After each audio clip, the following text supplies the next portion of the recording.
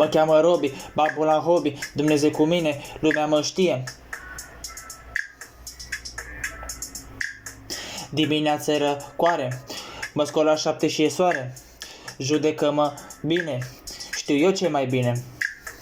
Merg la McDonald's, sus pulea Horias, nu știu ce fac și apoi mă îmbrac. Fetele mă plac, dar Robi e fermecat. Să iubește frumos, dar și periculos. Curvele sug banii, rămâi fără buget și salarii. Lasă zdrențele deoparte și viața ta prinde culoare. Seara ies între vizo, cu prietenii și cu tovarășul Fabrizio. Luăm un kebab la ora 9, poliția ne oprește și ne fute în două. Ia.